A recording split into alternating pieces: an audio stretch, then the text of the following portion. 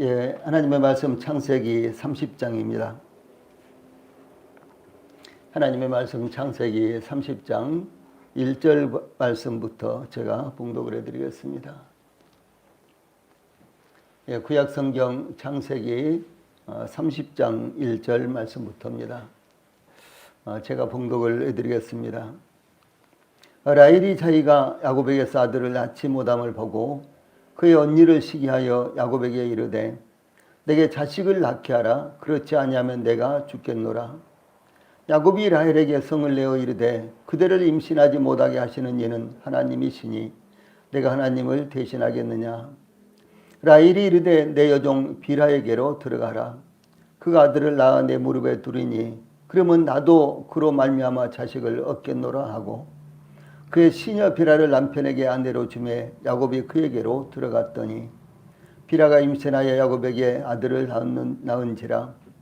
라헬이 이르되 하나님이 내 우람을 푸시려고 내 호소를 들으사 내게 아들을 주셨다 하고 이로 말미암아 그의 이름을 단이라 하였으며 라헬의 시녀 빌하가 다시 임신하여 둘째 아들을 야곱에게 낳으매 라헬이 이르되 내가 언니와 크게 경쟁하여 이겼다 하고 그의 이름을 납달리라 하였더라. 아멘. 8절 말씀까지 봉독을 해드렸습니다. 오늘 저녁에는 창세기 30장 1절로 8절 말씀을 통해서 출산의 원인과 결과 이런 주제로 말씀을 전해 드리도록 하겠습니다. 창세기 30장 이후의 내용은 하나님께서 아브라함과 이삭에게 허락하신 축복이 이 야곱의 때에 구체적으로 어떻게 실현되어 가는가를 보여주는 것입니다. 창세기 12장 2절로 3절에 제일 첫 번째로 하나님께서 아브라함에게 약속하신 말씀이 나타나고 이삭에게는 창세기 26장 12절 13절에 나타나는데 이와 같은 하나님께서 아브라함과 이삭에게 약속하신 축복이 야곱의 때에는 또 구체적으로 어떻게 실현되어 가는가 이와 같은 것들을 창세기 30장 이후에 증거하고 있습니다. 특히 본장 30장은 29장에 이어서 야곱의 아내들의 출산으로 12아들들이 야곱에게 있어서 12아들들이 형성되어 가고 있으며 그것이 1절로 24절 말씀입니다. 또 야곱이 라반에게서 독립할 수 있도록 풍부한 재산을 가지게 된 배경을 25절로 43절에서는 소개하고 있습니다. 특히 야곱의 번성은 가나안으로의 귀환의 필연적인 욕구를 가져오게 되는 계기가 되었는데 이것은 곧 하나님께서 구속사를 어떻게 전개시켜 나가시는지 나타내신 것입니다. 우리는 이러한 역사를 통해서 하나님께서 그 택하신 백성들을 위해 구속의 역사를 이루어 나가시는 모습을 볼 수가 있습니다. 즉 하나님께서는 세상에서 우연히 이루어지고 있는 것처럼 보이는 역사 가운데서도 하나님의 목적을 달성하시는 하나님의 섭리가 나타나고 있다라고 하는 사실입니다. 제일 먼저 1절과 2절에서는 라헬의 시기와 하소연이 나타나고 있습니다. 레아는 야곱의 첫 아내이었지만 야곱의 사랑을 받지 못하자 하나님께서 그를 이루하셔서 그의 태를 여셨으며 그로 인해서 4명의 아들들을 낳았습니다. 그러나 라헬은 여전히 아들을 낳지 못했습니다. 이런 상황에서 라헬은 자기가 야곱에게서 아들을 낳지 못하자 그의 언니 레아를 시기를 했습니다. 라헬은 마치 신앙이 없는 여인처럼 4명의 아들을 낳은 언니 레아를 시기했던 것입니다. 아기를 출산하는 배경은 예나 지금이나 다양하지만 태를 열고 닫는 것은 하나님께서 주권적으로 역사하시는 것입니다. 이와 같은 말씀이 사무엘상 1장 5절 등등에 여러 번 나타납니다. 그러므로 자신은 아들을 낳지 못하지만 언니 레아는 4명의 아들들을 낳은 것 때문에 언니 레아를 시기한 것은 언니의 태를 여신 하나님을 전혀 생각하지 않는 신앙이 결여된 처사였습니다. 1절 전반부에 라헬이 자기가 야곱에게서 아들을 낳지 못함을 보고 그의 언니를 시기하여 이와 같은 말씀은 이 사람의 숫자로 부족의 세력을 가늠하던 당시로서는 다 사는 많은 자식들을 낳는 것은 여인의 명예요 행복이자 남편에게는 최대의 선물로 하나님께서 베푸신 축복으로 여겼습니다. 그와 같은 말씀이 창세기 15장 5절, 22장 17절, 룻기 4장 11절 등등 많이 나타나고 있습니다. 이 반면에 여성들에게 불임은 최대 수치요 부끄러움이었으며 하나님께서 내리신 징계로 받아들이던 것이 바로 그 시대의 문화였던 것이 창세기 20장 18절 등등에 나타나고 있습니다. 여기 시기했다 그랬죠. 이 시기하여라는 단어는 열정적이다, 붉다 이런 말에서 유래한 단어로서 얼굴에 핏발이 서릴 정도로 흥분된 모습으로 분을 사귀지 못해서 불구락 푸르락하며 금방 무슨 일이라도 일으킬 것처럼 불안정한 모습을 의미하는 것입니다. 라헬은 언니 레아가 4명의 아들을 낳은 것 때문에 시기하여 견디지 못할 지경이 되었습니다.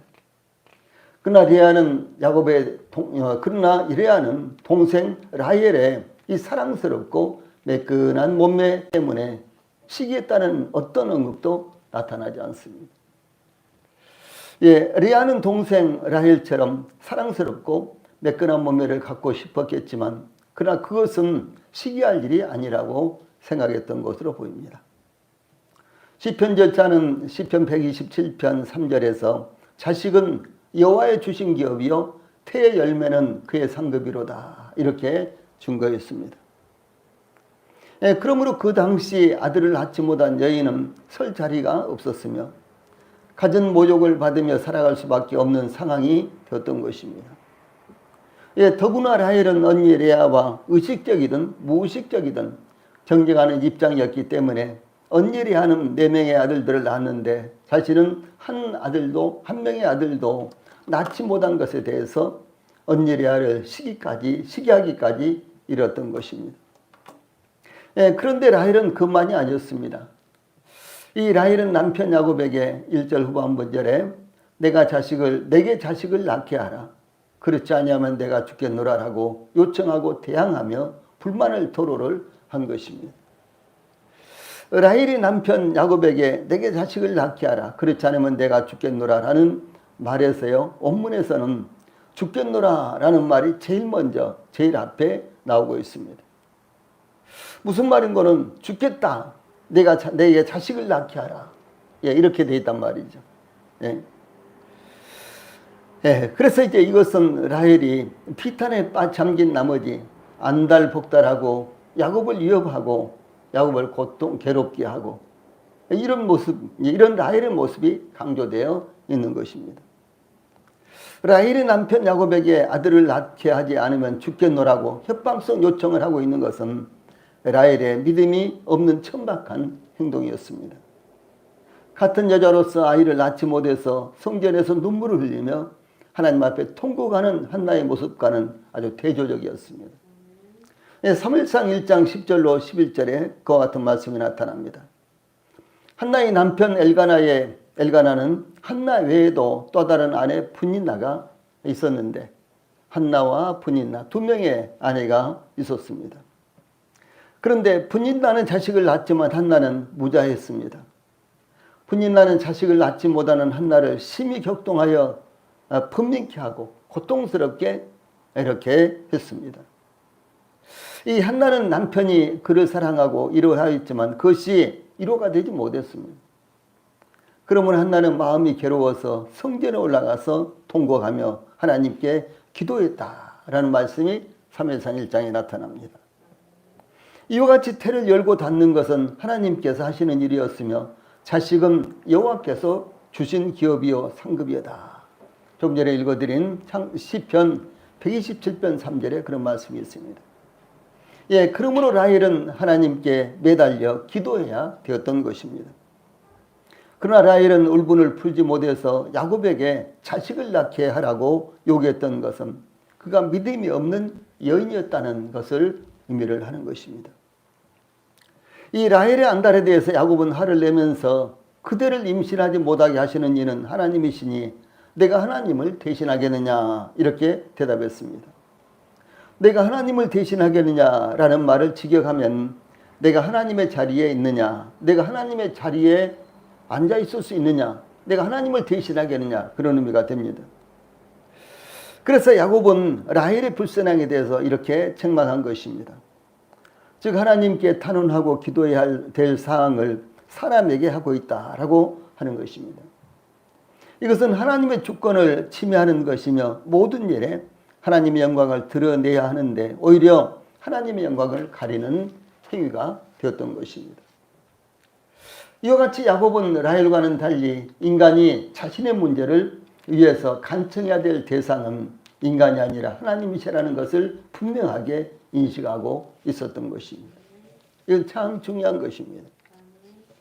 예, 우리가 하나님 앞에 문제를 가지고 나아가야 될 것이 있고 그런가 하면 또 대인관계에서 사람과 사람 사이에서 상담을 통해 대화를 통해서 해결해야 될 그와 같은 문제가 있는 것입니다.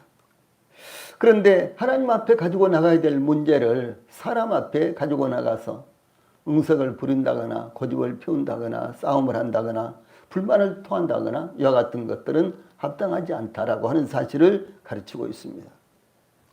한편 유대 랍비들에 의하면 하나님은 4개의 열쇠를 가지고 계시는데 그것은 구름과 마음과 무덤과 태를 여다를 수 있는 열쇠다 이렇게 이야기를 합니다. 구름, 그러니까 비가 오고 그치는 것이죠. 그 다음에 사람의 마음을 움직이는 것. 그 다음에 이제 무덤, 죽음의 문제.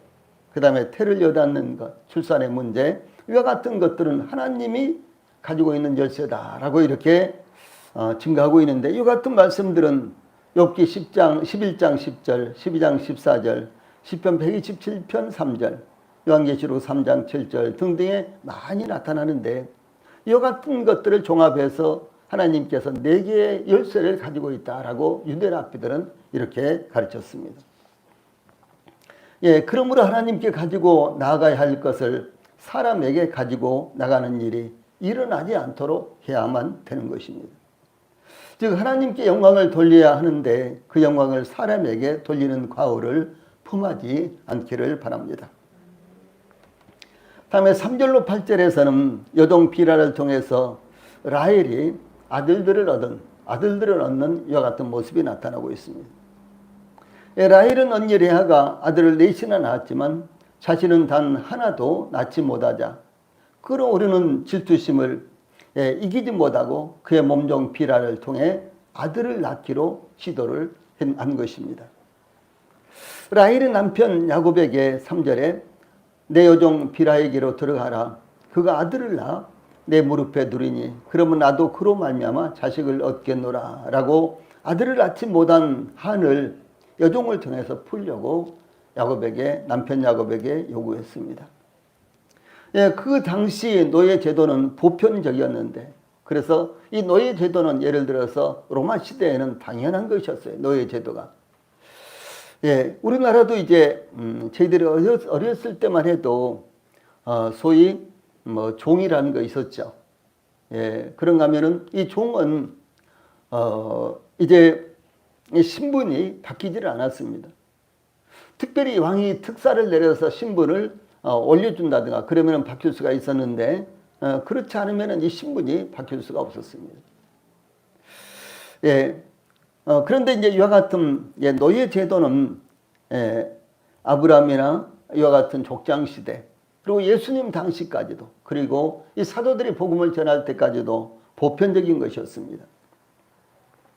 노예는 전쟁에서 또 매매를 통해서 또 채무를 통해서 또 징여를 통해서 상속을 통해서 소유할 수 있었고 이 노예에게서 태어난 자녀들은 주인의 소유가 되었던 것이 출애굽기 21장 4절 레위기서 25장 24절에서 나타나고 있습니다. 노예들은 자유가 완전히 박탈된 주인의 소유이었지만 히브리인을 종으로 사용할 경우에는 6년 봉사 후에 안식년이 되었을 때 해방을 시켜야 됐고 예, 종교활동 소위 하나님 앞에 나아가며 하나님 앞에 예배를 드리고 제사 드리고 이와 같은 활동은 보장해 줘야 됐고 또 생명의 존엄성 때문에 마음대로 노예를 죽이거나 그렇게 하지 못했습니다. 예, 그런가 하면 또 이 사유재산을 인정하는 등 그러니까 노예가 자기 개인의 재산을 갖고 있다면 그 사유재산을 인정해 줘야 됐습니다. 그런데 이와 같은 이제 보호조항을 이 성문하여, 그러니까 이와 같은 보호조항을 글로 써가지고 문서를 만들어서요, 이렇게 그 기본권을 보장해 주었습니다. 일반적으로 이제 노예는 그 생명까지도 주인의 소속이었습니다. 그래서 주인이 이 노예를 죽이거나 살리거나 이렇게 할 수가 있었습니다. 사고 파는 것은 당연했습니다. 그런데 이스라엘 백성을 종으로 삼았을 때는 이와 같은 분명한 원칙에 의해서 노예를 다뤘는데요. 예, 그러므로 이스라엘 백성들이 다른 이스라엘 백성들에게 노예로 종으로 팔려가더라도 그를 노예로 여기지 말고 그를 형제로 여겨라. 이렇게 성경은 증거를 하고 있는 것입니다. 예. 또한 자손이 귀한 집안에서는 본처가 여자 노예를 남편에게 제공하여 아들을 낳으면은 이 본처 자손으로 입적을 시켰는데, 이 성경에도 그런 내용들이 있죠. 창세기 16장 2절에도 있고 여기 창세기 30장 3절로 8절에도 나옵니다. 이럴 경우 노예는 대이름으로 사용되었던 것입니다. 라헬이 남편 야곱에게 3절 전반부에 내 여종 비라에게로 들어가라 이렇게 요구한 것은 여종 비라와 동침해라는 은유적인 표현입니다. 그 아들을 낳은 내 무릎에 두리니 라는 말은 양자에 대한 상징적인 언급으로서 당시 종은 주인의 소유였기 때문에 종의 소생도 주인의 소유로서 돌려졌습니다. 라헬이 그 몸종 비라를 통해서 이 자식을 얻겠다는 의도는 하나님의 뜻을 조용히 기다리지 못하고 이 자신의 의도대로 일을 처리한 아브라함의 아내 사라와 동일한 시도였습니다. 아브라함의 아내 사라도 아브라함도 나이가 들어가고 그리고 자신도 나이가 들어가고 이제 아예 아브라함의 아내 이 사라가 자신을 생각해 볼 때 이미 경수가 끊어져서 자신은 아이를 낳을 수 없는 이와 같은 나이가 되자 더 늦지 않게 아브라함을 통해서 아들을 낳기 위해서 자기의 애굽여인 여종 애굽여인 하갈을 아브라함과 동침시켜서 이스마엘을 낳게 되죠. 예, 그랬을 때 이제 아브라함은 사라의 요구에 따라서 사라의 여종 애굽여인 하갈과 동침을 해서 이스마엘을 낳았지만 이삭이 태어나자 결국 이스마엘을 내보내야 했던 가슴 아픈 일을 겪어야 됐고 또한 이삭과 이스마엘의 후손 사이에 그치지 않는 분쟁의 소용돌이가 반복되는 불행한 풀씨를 제공하게 된 것입니다. 지금까지도 계속해서 이어지고 있고 그리고 이제 종말 시대까지도 이와 같은 일은 계속해서 이어지게 될 것입니다. 라헬이 야곱에게 그러면 나도 그로 말미암아 자식을 얻겠노라 3절 후반절 말씀 그의 시녀 비라를 남편에게 아내로 주매 야곱이 그에게로 들어갔더니 이제 4절 말씀이죠. 이 야곱이 레아와 라헬에 이어서 세 번째 아내를 얻게 된 배경입니다. 이 야곱은 라헬의 성화에 그들을 임신하지 못하게 하시는 이는 하나님이시니 내가 하나님을 대신하겠느냐 2절 말씀이죠. 이렇게 하나님의 주권을 강조했지만 그것을 믿음으로 보여주지는 못했습니다. 야곱은 하나님의 뜻과 약속을 아브라함처럼 착각했다거나 아들이 없었던 것이 아니라 레아를 통해서 이미 4명의 아들이 있었습니다. 그러므로 야곱은 라헬의 성화를 물리치지 못함으로 세 번째 아내를 얻게 됐다. 그러니까 라헬의 성화에 못 이겨서 그것을 물리치지 못해서 결국은 세 번째 아내를 얻게 된 것입니다. 이것은 하나님의 창조 질서를 거스르는 행동이었으며 라헬처럼 하나님의 뜻을 구하지 않거나 참지 못하고 여종을 남편 야곱에게 내어준 것처럼 야곱 역시 불신앙적인 태도를 보이는 행동이었던 것입니다. 이와 같은 상황이 왔을 때 야곱이 라헬과 함께 하나님께 기도하지 않고 오히려 라헬의 요구대로 이 받아들인 것은 야곱이 수없이 반복한 실수를 또 저지르고 있는 것이 나타나는 것입니다. 5절 6절 말씀에서 비라가 첫 번째 아들을 낳는 이와 같은 장면이 기록되어 있습니다. 야곱이 라헬의 요구대로 비라와 동침함으로 비라가 아들을 낳았다. 6절에 그렇게 되어 있죠. 이 라헬의 여종 비라는 결국 시바지에 불과했지만 아들을 낳았는데 여주인 라헬의 자식으로 입적이 되었습니다. 하나님은 라헬과 야곱의 비신앙적인 행동에도 불구하고 비라에게 잉태하게 하여 아들을 낳게 하셨습니다. 이것은 하나님께서 인간의 죄악을 초월해 역사하시는 하나님의 무한하신 은혜와 능력이 나타나는 것을 의미합니다. 즉 하나님께서 자신의 형상을 따라 인간을 창조하시고 창세기 1장 28절에 생육하고 번성하여 땅에 충만하라 라고 말씀하신 것이 그대로 이루어지도록 역사하시고 계신다라고 하는 사실입니다. 예, 우리가 때때로 아주 악한 사람들, 예, 그런 사람들이 특별히 악한 사람들, 모든 사람들이 죄인이지만 특별히 악한 사람들이 있죠. 예, 이런 사람들에 대해서 왜 하나님은 그들이 먹고 살게 할까?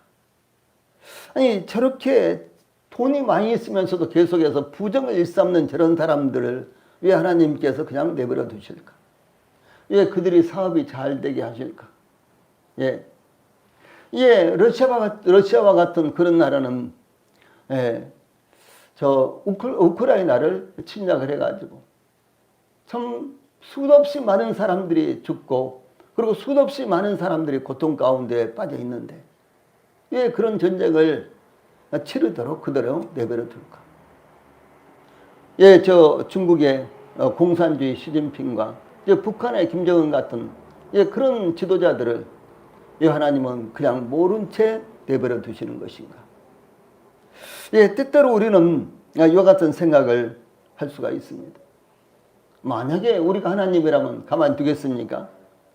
아니, 가만두지 않겠죠. 그런데 하나님은 참 역사가 그대로 이루어지도록 아니 하나님이 모른 채 하고 계시는 것인가? 못 본 채 하고 계시는가? 아니면 아예 모르시고 계시는가? 못 본 채 못 보시는 것인가?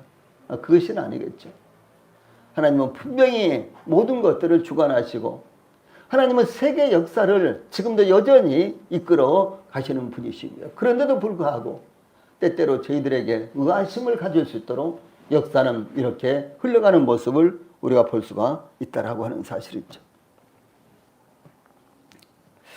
예, 그것은 우리가 모두 다 이해할 수 없습니다만 이 하나님께서 이 세상에 구속의 역사를 이렇게 이루어 가시는 과정 가운데서 우리가 이해할 수가 있는 것입니다.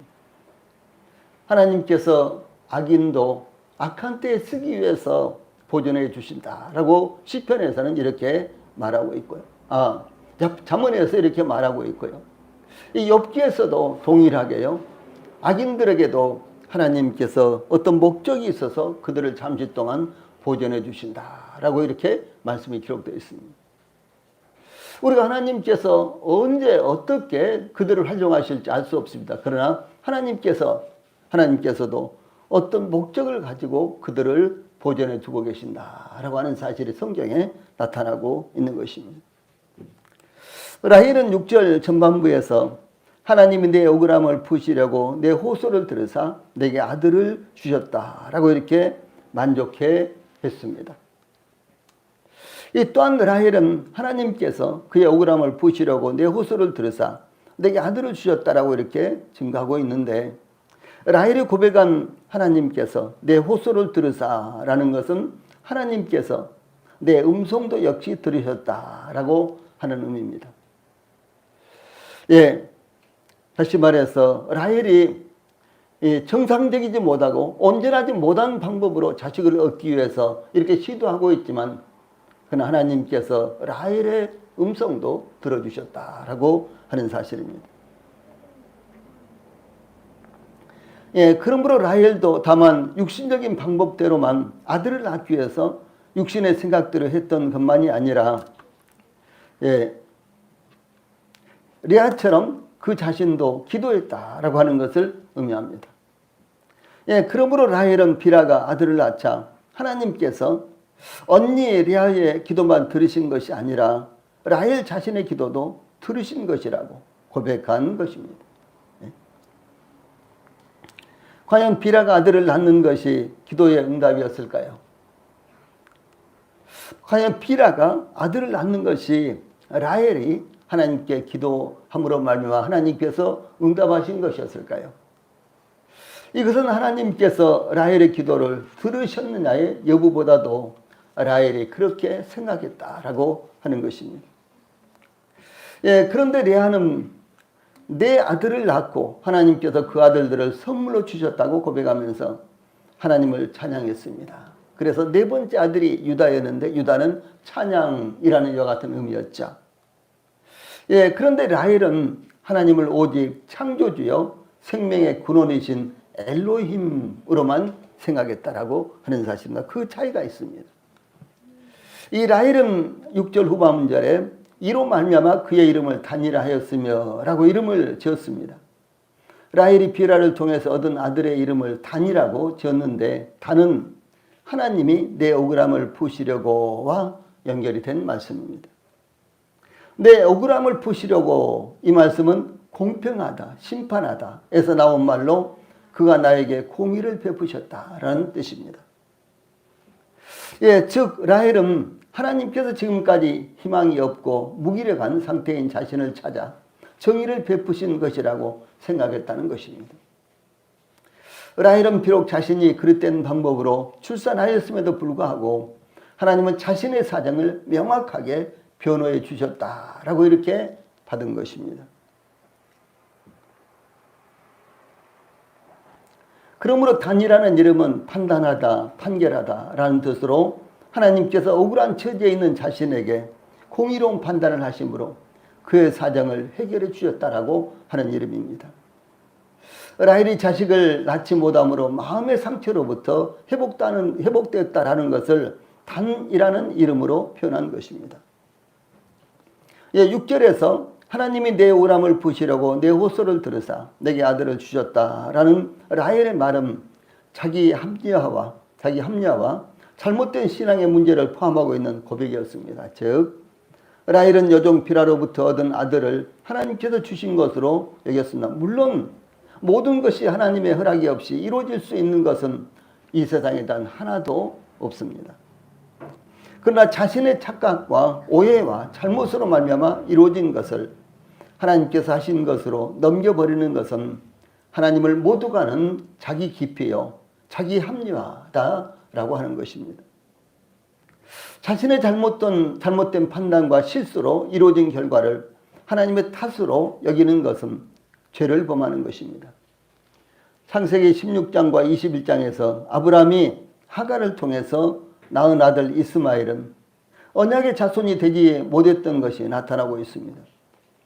이것은 아브라함이 하나님의 약속에 대해서 오래 참고 기다리지 못한 결과로 말미암았기 때문이었습니다.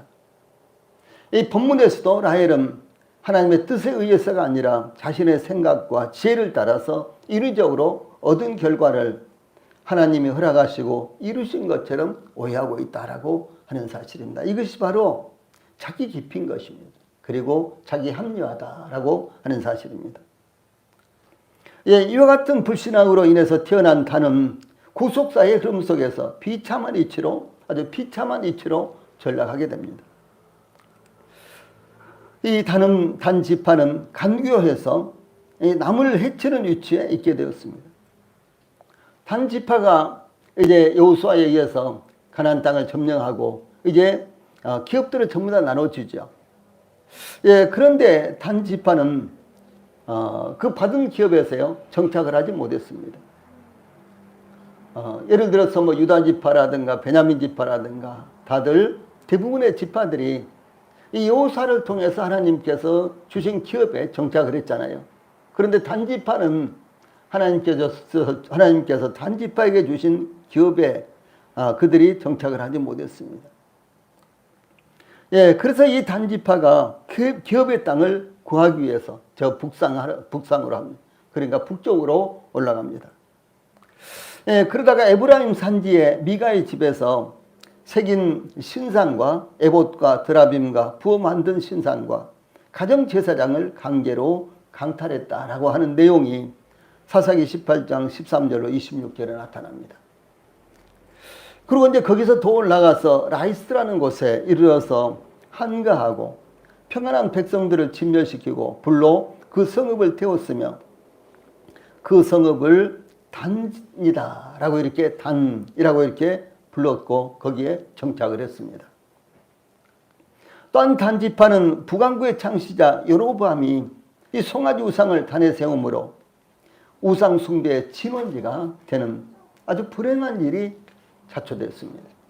이것이 열왕기상 12장 29절 30절에 나타납니다. 더더욱 불행한 것이 있는데 종말론적으로요. 이 단은 이스라엘의 입맞은 자의 수가 나오는데 요한계시록 7장에 이제 이스라엘 12지파가 열거가 되고 각각 한 지파, 각 지파예요. 입맞은 자가 1만 2천이요. 그래서 모두 다 12지파를 보태니까요. 합하니까 14만 4천이 나오는 것입니다. 그런데 이 종말론적으로 다는 이스라엘의 입맞은 자의 수에서 제외되는데요. 거기에 단지파가 없어요. 예. 다른 12지파가 모두 다 나오는데 거기에 단지파는 나오지 않습니다. 그래서 단지파가 입맞은 자의 수에서 제외되므로 구속의 역사에서 영원히 제외되는 불행한 지파가 되었다라고 하는 사실입니다. 다음에 7절로 8절에서는 비라의 둘째 아들이 출산하는 이와 같은 내용이 나타나고 있습니다. 비라의 둘째 아들의 출산에 대해서 7절, 8절 라헬의 시녀 비라가 다시 임신하여 둘째 아들을 야곱에게 낳으매 라헬이 이르되 내가 언니와 크게 경쟁하여 이겼다 하고 그의 이름을 납달리라 하였더라 라고 이렇게 증가하고 있습니다. 라헬은 시녀 비라를 통해서 둘째 아들을 얻었는데 내가 언니와 크게 경쟁하여 이겼다 이런 뜻으로요. 그 이름을 납달리라고 이렇게 불렀습니다. 내가 언니와 크게 경쟁하여 이겼다라는 말은 문자적으로 내가 내 형과 경쟁하고 하나님과의 경쟁을 경쟁했다 이런 말이 됩니다. 내가 언니와 크게 경쟁하여 이겼다 이 말씀에는요. 우리말 번역에는 여기 이렇게 되어 있지만 원어상 보면은 여기 하나님이라는 단어가 들어있습니다. 그래서 내가 언니와 경쟁하고 하나님과 경쟁하고 이렇게 되어 있습니다. 즉 라헬이 언니 레아와 경쟁하는 것은 실제로 하나님과의 경쟁이며 하나님의 호의를 얻기 위한 경쟁이었다라고 하는 사실입니다. 왜냐하면 라헬은 하나님께서 자신의 태를 닫았으며 언니 레아의 태를 닫았다는 것도 알고 있었기 때문이었습니다. 그러므로 궁극적으로 언니 레아와의 싸움은 하나님과의 싸움이었다라고 하는 사실입니다. 하나님과의 싸움을 생각할 때요. 하나님의 말씀에 불순종하면서 하나님과 싸운 것은 멸망의 길로 가는 것입니다. 그러나 하나님의 말씀에 순종하기 위한 하나님과의 싸움은 그것은 복을 얻고 구원을 받기 위한 이와 같은 것입니다.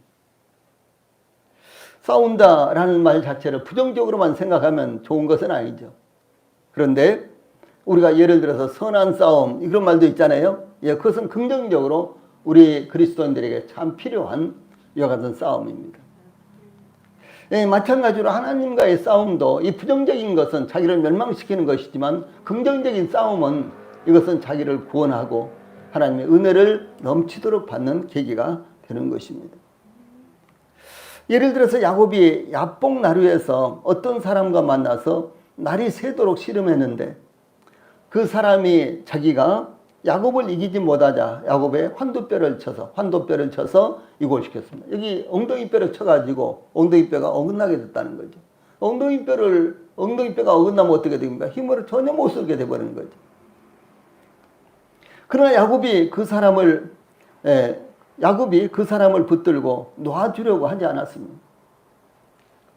그 사람이 날이 세려하니 나로 가게 하라. 창세기 32장 26절 말씀에 이렇게 요청을 하는데 야곱은 당신이 내게 축복하지 아니하면 가게 하지 아니하겠나이다 라고 축복해 주기를 요청했습니다.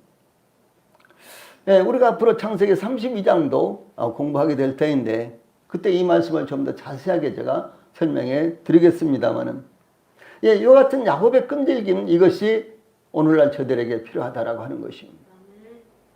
기도를 해도 한두 번 하고 이루어질 기색이 없으면 그냥 포기해버리고 그런 것이 아니라는 것이죠. 예, 기도를 시작했으면 그 기도가 응답될 때까지 계속해서 하나님의 뜻을 구하면서 하나님의 뜻을 찾으면서 그 기도가 응답될 때까지 계속해서 쉬지 않고 기도해야 된다라고 하는 사실입니다. 우리 성도들이 전도를 해도 몇 번 찔러보고 들어가지 않으면 전혀 먹혀들지 않으면 그냥 포기해버리고 혹시 그러지 않습니까? 예, 그래서는 전도할 수가 없습니다. 끈질기게 전도를 하는 것이 참 중요하다라고 하는 사실입니다. 이 전도뿐만 아닙니다. 교회에서 섬기는 일도 마찬가지입니다.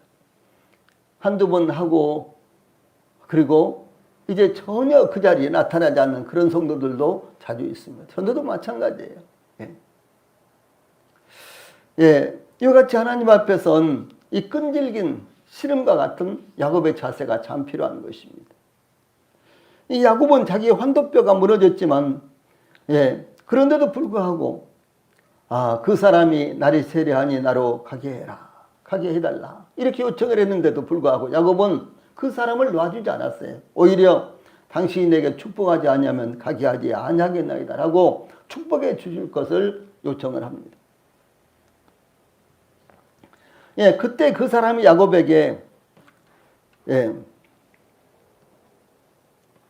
너의 이름을 다시는 야곱이라 부르지 말고 이스라엘이라고 부를 것이다. 이렇게 하시면서 그 이유를 내가 하나님과 사람으로 더불어 겨루어 이겼습니다. 라고 창세기 32장 28절에 그렇게 증거합니다. 야곱에게 너가 하나님과 사람으로 더불어 내가 하나님과 겨루어서 이겼다. 이렇게 말하면서요, 야곱을 축복했다라고 하는 사실입니다. 그 야곱은 하나님과 씨름을 해서 이긴 사람이에요. 실제적으로 야곱이 하나님과 이렇게 잡고 씨름을 하면 이길 수 있을까요? 예, 그것은 상상도 안 되는 이야기죠. 예, 천지의 주제가 되시며 그리고 천지를, 예, 말씀으로 창조하신 하나님, 그리고 여전히 천지의, 예, 모든 주권을 갖고 계신 그 하나님이, 예, 야곱에게는 하나님과요, 하나님을 비교해서 야곱은 입김도도 안 되는 것입니다. 입김 정도도 안 되는 것입니다. 그런데 어떻게 야곱이, 예, 하나님을 이길 수가 있었을까요? 그것은 야곱의 끈질긴 기도다라고 하는 사실입니다. 그래서 하나님께서 야곱의 끈질긴 기도 때문에 야곱을 축복해 줄 수밖에 없었다라고 하는 사실입니다. 저희들에게 이것이 참 필요하다라고 하는 사실입니다. 이와 같이 하나님과 겨뤄서 이겼다는 것은 야곱이 씨름해서 이겼다거나 싸워서 이겼다거나 어떤 경쟁에서 이겼다는 것이 아니라 끈질긴 기도와 굳건한 믿음으로 이겼다라고 하는 것을 의미합니다. 이게 라헬의 경우도 마찬가지로 하나님께서 그의 기도를 들으셨다는 것이며 기도로서 하나님의 호의를 이끌어내는 데서 이겼다라고 하는 것을 의미합니다. 그래서 납달리다 이렇게 이름을 지은 거예요. 참 긍정적인 측면이 여기에 나타나고 있습니다. 예, 그러므로 라헬은 비엘하를 통해서 얻은 둘째 아들의 이름을 납달리다 이렇게 불렀는데요. 그 납달리라는 이름의 뜻은 싸움, 경쟁이라는 뜻입니다. 이와 같이 납달리는 하나님과 경쟁하여 이겼음을 의미하는데, 즉 하나님께서 자기의 기도를 들으심으로 하나님이 자기 편이 되신 것을 자랑하는 것 같은 의미입니다. 나는 기도로서, 나는 믿음으로써 하나님을 내 편으로 만들었어. 나는 기도로서, 믿음으로써 하나님이 나를 들으실 수밖에 없도록 했어. 이 자랑거리 아닙니까? 그래서 이 말씀은요, 이 라헬의 자랑거리로 이렇게 나타나고 있는 것입니다. 예, 그러므로 우리 성도들도 하나님과 경쟁하여 이기시기 바랍니다. 예, 하나님과 싸워서 이기시기 바랍니다. 그러므로 우리 모든 성도들이 납달리 혹은 이스라엘이라는 이름으로 불러주시기를 바랍니다. 예, 기도하시겠습니다.